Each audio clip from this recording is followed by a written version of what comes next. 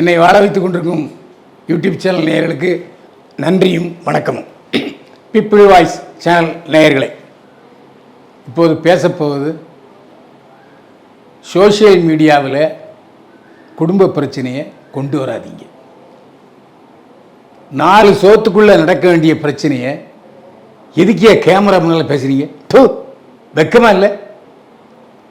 முதல்ல தம்பி ரவிமோகன் என்கிற ஜெயம் ரவிக்கு வருவோம்.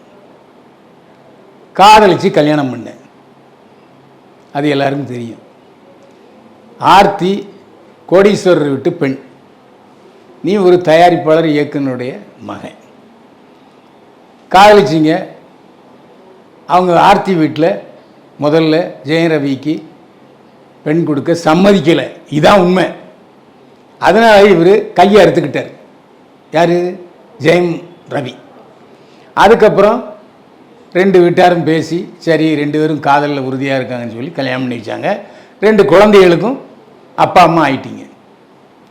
அதுக்கப்புறம் உங்கள் மாமியார் சுஜாதா விஜயகுமார் 3 படம் எடுத்தாங்க ஜெயம் ரவியை வச்சு. ஏன்?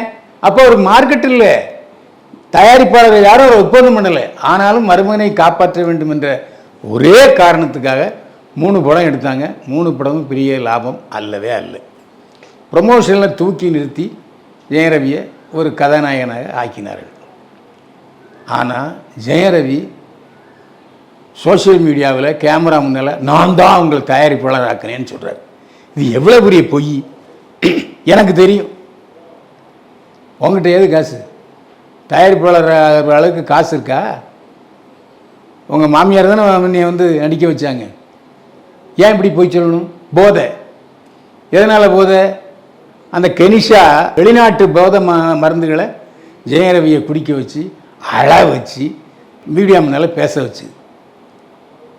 சரி, என்னை டார்ச்சர் செய்து விட்டார் என்னுடைய மனைவி, என்னுடைய பிள்ளைகளை பார்க்க விடலை, ஃபீஸ் கட்டலை, ஏன் விட்டு துரத்திட்டாங்க, ஏன் வீட்டுக்குள்ளே விடலை. ஏன் இவ்வளோ போய் இப்படி பேசுகிறார ஜெயம் ரவி? மாமியார் டார்ச்சர் கொடுத்தார் என்பதற்கு ஏதாவது ஒரு சாட்சி சொன்னார? ஒரு சாட்சி. சரி, ஜெயம் ரவி தான் புலம்பிட்டு இருக்காரு, அழுகுறாரு பொம்பளை மாதிரி. எவனாவது ஆம்பளை அழுவானையா? பொம்பளை சிரிச்சா போச்சு, ஆம்பளை அழுதா போச்சு. உனக்கு அறிவு வேண்டாம்? எவ்வளோ பெரிய படங்கள் நடிச்சிருக்க, நீ போய் அழுகிறதா? அந்த அழுகிறத எவனா அம்புவானா? சரி, வீட்டுக்குள்ளே உன்னைய போக விடாமல் தடுத்தது யார்? அங்கே என்ன போலீஸ் ப்ரொடெக்ஷனாக இருக்குது? எல்லாம் வாட்ச்மேன் வச்சுருக்காங்களா? இன்னொரு விஷயம், அவங்க குழந்தைகளுக்கு ஒரு நாளும் ஃபீஸ் கட்டியதே இல்லை, மாமியார் தான் கட்டியிருக்காரு. சரி, நீ வாங்கின அந்த வீட்டாங்கிற அந்த வீட்டுக்கு இஎம்ஐ கட்டியா? மாதத்தவணை கட்டினியா? மாதத்தவணை கட்டலைன்னு அவன் சீஸ் பண்ண வந்துட்டான், அந்த வீட்டுக்கு பூட்டு போட வந்துட்டான். அப்போது ஆர்த்தியோட அம்மா சுஜாதா விஜயகுமார் தான் பணம் கொடுத்து அந்த வீட்டை மீட்டு இப்போ வச்சுருக்காங்க.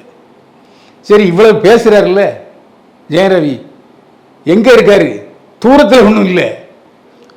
சுஜாதா விஜயகுமார் ஆர்த்தி வாழ்ந்து கொண்டிருக்கிற வீட்டுக்கு 2 தெரு தள்ளி தான் இருக்கார். கெனிஷா விட்டு ஓடி போயிட்டான்னு சொல்கிறாரு. கெனிஷாவுடன் தான் தங்கி இருக்கிறார் ஜெயம் ரவி. கெனிஷாவுடைய தூண்டுதல் பேரில் தான் ஒரு பொய் நாடகம் நடத்திக்கிட்டு இருக்காரு. இது யாரையா நம்புவா? ஏன்னா நாளை மறுநாள் உயர்நீதிமன்றத்தில் கேஸ் போட்டு இன்னும் ஒரு வாரத்தில் ஜீவனாம்ச வழக்கு போட்டிருக்காங்க. யார்? ஆர்த்தி. அந்த ஜீவனாம்ச வழக்கை தீர்ப்பு சொல்லணும்னு உயர்நீதிமன்றம் உத்தரவு போட்டிருக்கு. இப்போ என்கிட்ட பணம் இல்லை, நான் ஏழையாயிட்டேன், நான் அடிக்க மாட்டேன். எதுக்கு? இந்த கேஸுக்கு தானே. யார்கிட்ட கதை விடுற ஜெயம் ரவி? ஏன் ஒன்றும் நடிக்க மாட்டேன்னு சொன்னியா? உங்கள் மாமியாரும் கொண்டாட்டின்னு சொன்னால் கெனிஷா சொல்லியிருக்கா, இப்படி நடிக்க மாட்டேன்னு சொல்லு, அப்போ தான் நீ ஜீவனாம்சம் கொடுக்க வேண்டிய சூழ்நிலை வராது. எப்படி கோர்ட்டு நம்புமா ஐயா? சரி, இவ்வளவு அழுகிற உங்கள் அப்பாட்ட சொன்னியா? எடிட்டர் மோகன்கிட்ட சொன்னியா? உங்கள் அம்மாட்ட சொன்னியா? இல்லை உங்கள் அண்ணன் ஜெயம்ராஜ் இடம் சொல்லுங்க. உங்கள் குடும்பத்திலேருந்து ஒருத்தருமே உனக்கு ஆதரவு இல்லை.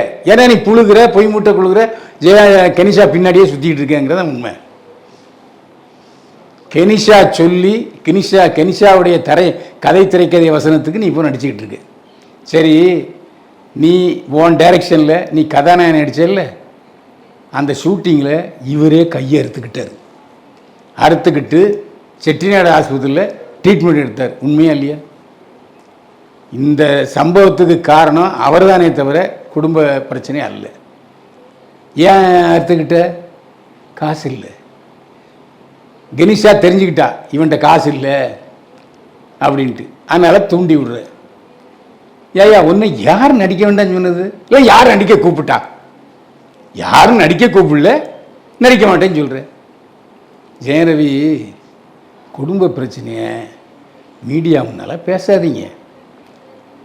நீங்கள் விவாகரத்து பண்ணாலும் சரி, பண்ணலைன்னாலும் சரி, அது உங்கள் சொந்த விஷயம். அதை எதுக்கு இங்கே கொண்டு வரீங்க? கேவலமல்ல, சாக்கடை நாத்தம் அடிக்குது. ஏன்?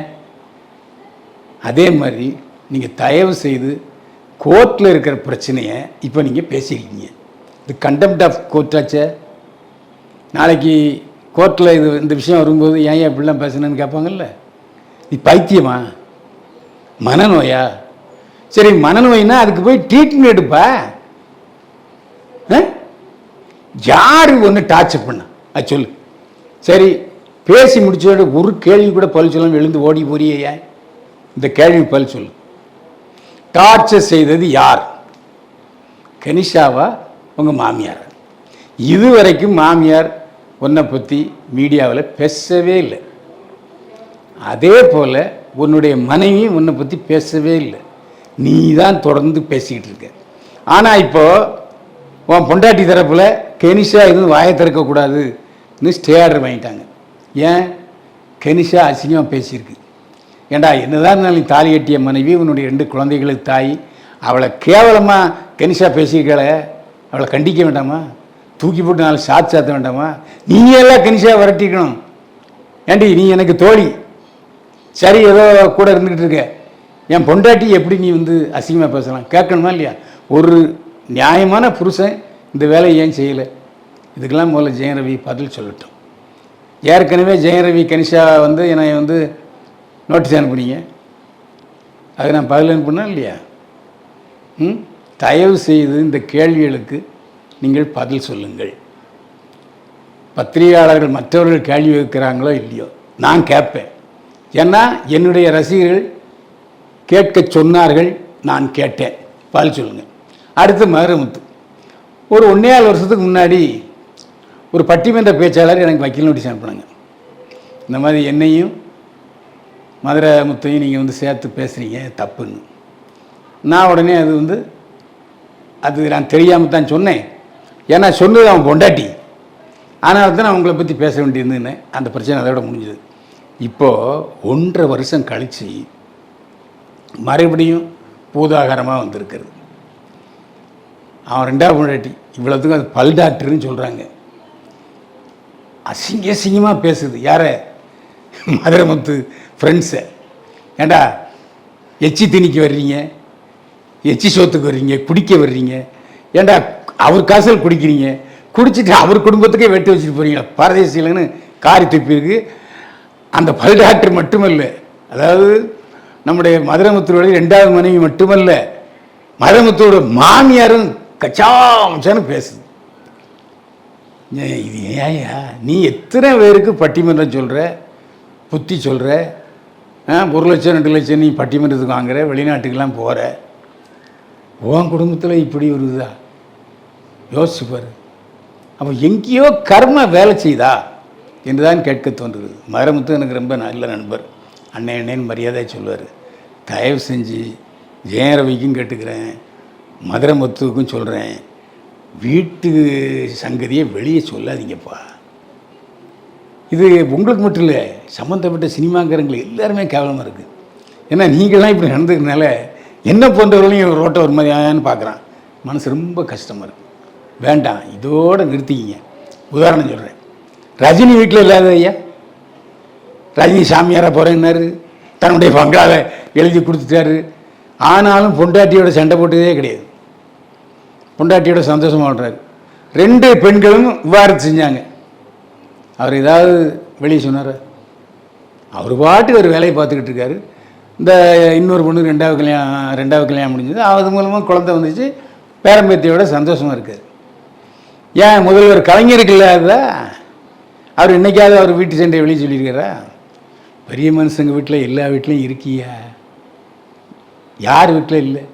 எங்கள் வீட்லேயும் தான் என் பொண்டாட்டி சண்டை போடுறா. நான் ஓப்பனாக சொல்கிறேன். சரி, அவளுடைய கோபத்தை வடியால் நம்மகிட்ட தான் காட்டுவா. நாம் ஊரில் எல்லாத்தையும் காட்டலாம், பொண்டாட்டை காக்கக்கூடாது. இந்த இடத்துல நான் வந்து ஆர்கே செல்வமணி தயாரிப்பாளர் டைரக்டர் விஷயத்தை நான் சொல்ல விரும்புகிறேன். மனைவிக்கிட்ட எல்லாரும் தோற்று போங்கடா, வாழ்க்கையில் ஜெயிப்பீங்க. மனைவிகிட்ட ஜெயிக்குன்னு நினச்சிங்கன்னா வாழ்க்கையில் தோற்றுவீங்க. எனவே மீண்டும் சொல்கிறேன், தம்பி ஜெயம் ரவி, தம்பி மதுரமுத்து, வீட்டு விஷயத்தை ரோட்டு கொண்டு வராதீங்க. பர்டிகுலராக கேமராமெல்லாம் சொல்லாதீங்க. மீண்டும் சந்திப்போம். வாழ்க வளமுடன். இந்த வீடியோ உங்களுக்கு பிடிச்சிருந்தா லைக் பண்ணுங்கள், கமெண்ட் பண்ணுங்கள், ஷேர் பண்ணுங்கள், சப்ஸ்கிரைப் பண்ணுங்கள்.